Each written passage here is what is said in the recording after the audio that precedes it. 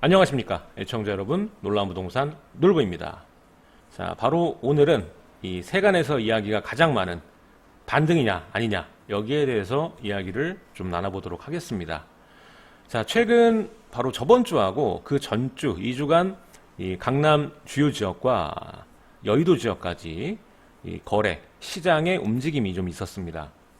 자, 따라서 오늘 반등은 코앞에까지 와 있다라는 제목으로 이야기를 나눠볼 텐데, 사실 반등에 대해서는 어느 가격을 바닥으로 보고 또 어느 가격 이상을 넘어가야 이걸 반등이라고 할 건지, 그에 대한 정의가 좀 필요합니다. 하지만 이전의 최고가, 그러니까 작년 8월 9월을 기준으로 했을 때의 최고가를 기준으로 보면 확실히 강남의 재건축과 고가의 대형 평형 때는 완벽한 V를 그렸습니다. 반등을 했다는 얘기죠. 그래서 일단 이것을 일부 아파트만의 반등으로 볼 것이냐, 시장 전체의 움직임 반등으로 봐야 될 것이냐, 여기에는 또 이야기가 달라질 수 있거든요. 저는 이 시장 전체를 이야기해서, 그러니까 서울시장 전체를 이야기해서 반등을 판가름해야 된다고 보기 때문에, 지금 현재 이 거래 움직임 주도자가 누구인가, 이것도 굉장히 중요하고요. 그리고 사회 전반적인 이 경제 시스템도 체크해 볼 필요가 있다고 봅니다. 자, 그럼 오늘 이 반등은 코앞까지 와 있다, 올해가 기회이다라는 주제로 이야기를 나눠보도록 하겠습니다. 자, 먼저 이야기가 중심이 된 이 아파트 두 단지를 알아보겠습니다. 자, 잠실주공 5단지가 20억 2천에 거래가 되면서 이전에 2018년 8월에 가격에 근접했다, 이런 이야기가 나왔고, 또 은마 아파트 같은 경우에도 이 작년에 9월달 20억 5천 최고가를 찍고 19억까지 올라왔다, 이러한 이야기가 나왔습니다. 자, 이 데이터를 보시면 아시겠지만 확실히 이 가격점, 거래 금액으로 보면은 완벽한 V, 이전의 가격을 회복하는 모양새를 보이고 있습니다. 하지만 한 가지 주의할 점은, 지금 현재 20억 2천이 매물의 시세라는 건 아니죠. 왜냐하면 현재 주공 5단지 같은 경우에도 81제곱미터 최저가를 보면은 18억 1천 정도의 금액대부터 매물이 있기 때문에, 그리고 은마 아파트 같은 경우에도 19억 하단으로 17억 후반대부터 매물이 존재하기 때문에 이게 완벽한 시세다라고 보기에는 어느 정도 부족함이 있습니다. 이 매물은 당연히 층호수가 좋고 거래하기 좋은 물건들이었기 때문에 거래가 됐다고 보시면 될 것 같고, 이 밑에 깔려있는 매물들이 좀 있습니다. 한 가지 확실한 것은 이 바닥은 확인했다는 거죠. 이전에도 제가 영상에서도 말했지만 올해 1, 2월이 바닥일 것이다 라고 얘기했는데, 현재 이 지표도 보면은 2, 3월이 바닥으로 나타나 있습니다. 앞으로도 이전 가격으로 가긴 힘든 상황이고, 이미 하방 지지까지 만들어진 상황이죠. 가격이 거래되면서 말아 올려져 간 상황이기 때문에 이 현재 호가 이하의 흐름으로 가기에는 뭔가 이벤트가 있지 않는 이상 어렵다라고 보여집니다. 자, 한 가지 확실한 것은 반등의 움직임이 시작됐다라는 겁니다. 아까도 말씀드렸지만 반등의 개념을 어떻게 볼 것이냐에 따라 다르긴 하지만 바닥을 확인하고 위로 올라가는 모양새다라고 정의를 한다면 확실히 반등은 시작됐습니다. 자, 이 원인을 찾아보면은 일단은 규제 적응입니다.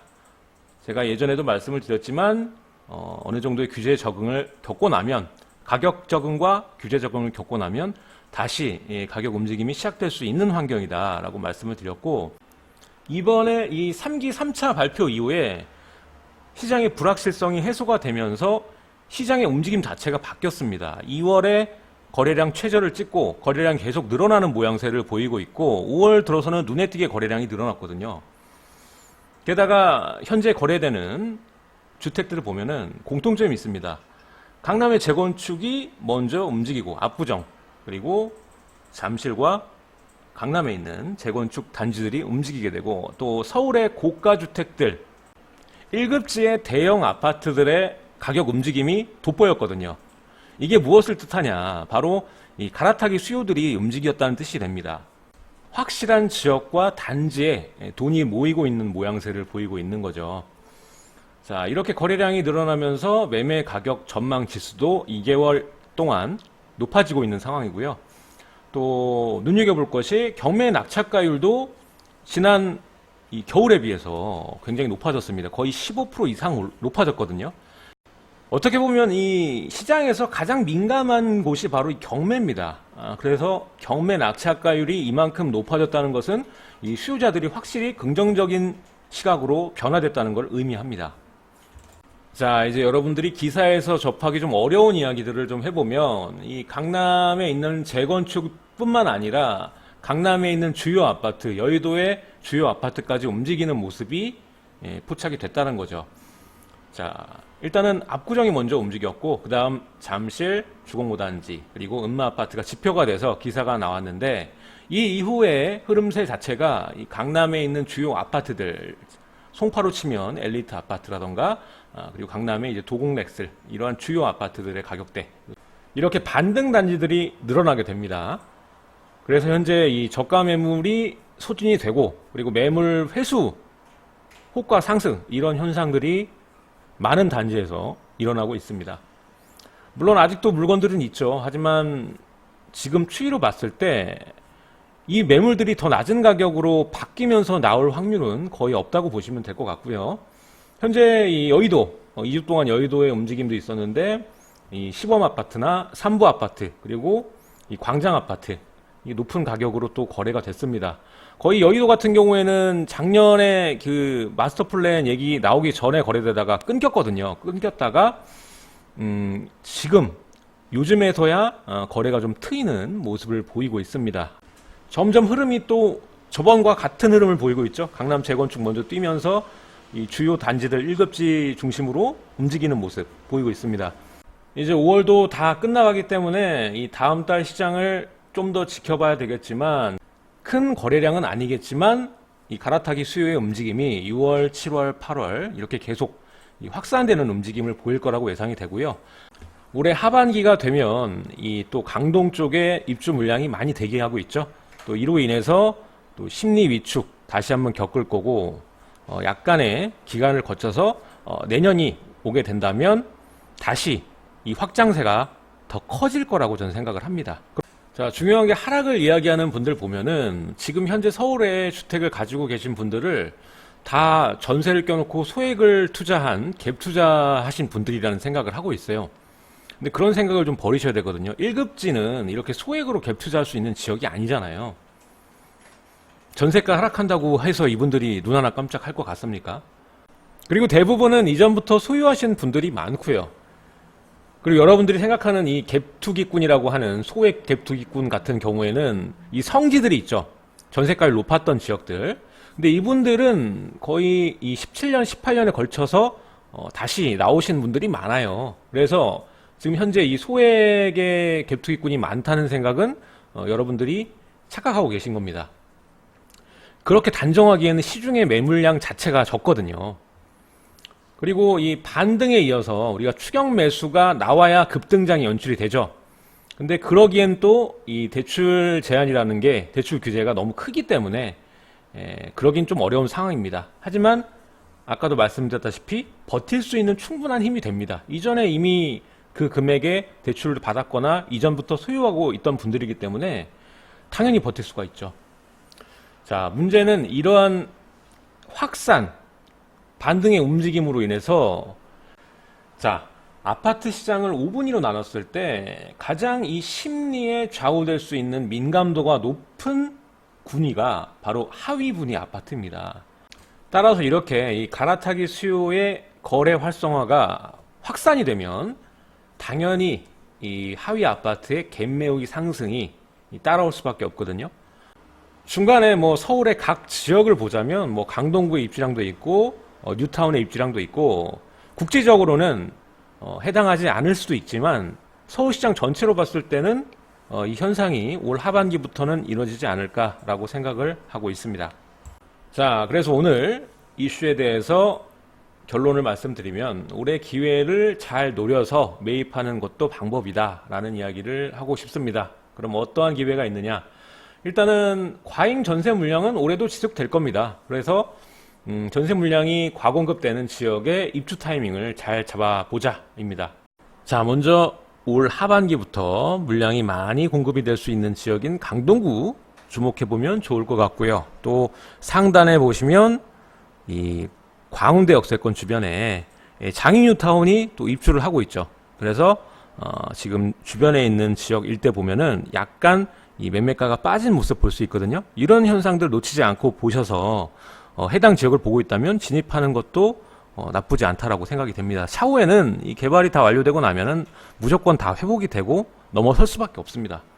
자, 그리고 서울과 수도권의 청약 기회를 잘 살려라. 지금 현재 고분양가 논란이 지속되고 있는 상황이고, 또 각 이 하락 및 폭락론자들 얘기를 보면은 뭐 청량리 미계약분 속출, 뭐 서울 미분양 속출, 뭐 이런 얘기 하는데 크게 신경 쓰지 않으셔도 됩니다.